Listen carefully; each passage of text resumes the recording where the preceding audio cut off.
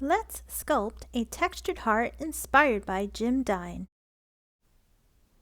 We're going to be using original Sculpey as well as some sculpting tools and a piece of a paper clip. The first thing you're going to want to do is knead and warm up that Sculpey in your hands.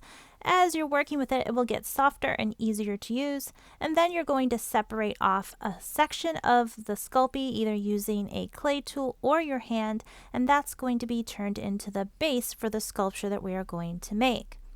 Take that smaller piece and roll it into a ball, knead it, get it really soft, and once you've rolled it into a ball, you're going to gently flatten it.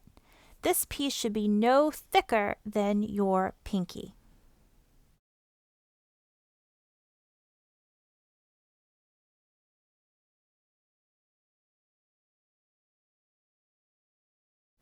Once you've measured it to make sure it's the right size and you're happy with the shape and the condition of the edges, just set that piece aside and move on to the rest of your sculpture. So take a piece of Sculpey that is about the size you think you would like for your sculpture, and then you're going to knead that so that it's very soft, and then roll that into a ball as well. You can roll the ball on your work area or using just your hands, whatever techniques works best for you.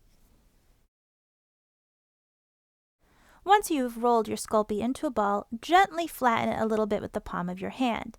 This piece should be no thicker than your thumb.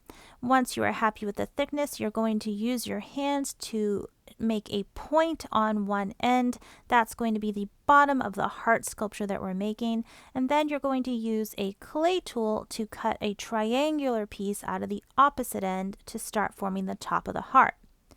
Next, use your hands and fingers to further refine the shape until you get it to look like a heart the way you want it to.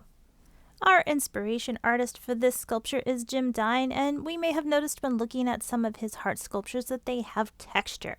So we are going to use other tools to add texture to our hearts. I'm using just a simple clay tool that makes little circular indents, but you can use other tools as well to make different types of textures on your own hearts, whatever it is that you would like to do. Remember to add this texture to all parts of the heart. It's going to be a sculpture. That means it's 3D. You can see it from all of the sides. So whatever you do to one side, you want to do to the other side and to all of the edges.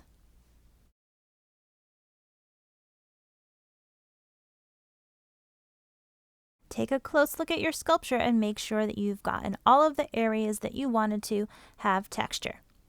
Now we're going to attach our heart onto the base. To do this, we're going to use a piece of a simple metal paper clip and push it through the bottom of the base. Push both points up through the base and then position that on your work area. And then very carefully, you're going to position the heart sculpture over the top of it and gently push it down onto the metal that's coming through.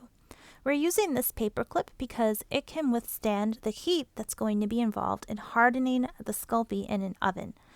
Some types of materials might not be able to withstand the heat, so make sure that you're using something that is metal like this uncoated silver paper clip. A coated paper clip might not work. Follow the directions that you will find on the package of Sculpey for how to harden it in the oven. Make sure you put it at the correct temperature and keep it in the oven only for the amount of time indicated because you don't want to burn your sculpture. After your sculpture has been baked and fully cooled, you can choose to finish it with acrylic paints to add color to your sculpture, or you could have used colored Sculpey to begin with.